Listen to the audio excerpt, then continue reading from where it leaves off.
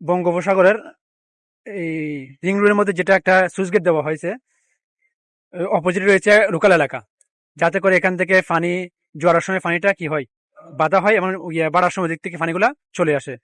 ওটার জন্য এখানে 3টা গেট দেওয়া হয়েছে।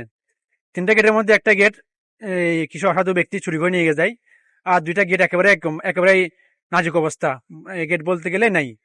চিড়িয়ার প্রতি আকর্ষণ করতেছে যে তারা কি নাকে তেল দিয়ে ঘুমাইতেছে মনে হয়, কারণ তারা তো এখানে প্রতিনিয়ত এখানে তদারকি করার দরকার ছিল যে গেট গুলো আছে কি নাই।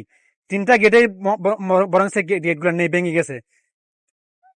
অতি দ্রুত যদি এই গেট গুলো যদি কি করা না হয়, মেরামত করা না হয় বা ঠিক করা না হয়, জোয়ারের সময় লোকাল এলাকায় পানি ঢুকে, লোকাল এলাকায় যারা চাষবাস করতেছে তাদের চাষবাস গুলো কি নষ্ট হয়ে যেতেছে, তাদের ক্ষতিগ্রস্ত হইতেছে। যদি তারা যদি গেট গুলো যদি ঠিক করে দেয়, তাহলে এই এত বড় ক্ষতি হতো না। এই জন্য চিড়িয়ার প্রতি দৃষ্টি আকর্ষণ করতেছে যে আপনারা অতি দ্রুত এই গেট গুলা মেরামতের ব্যবস্থা করুন, আর না হয় বড় ধরনের ঘটনা ঘটতে পারে।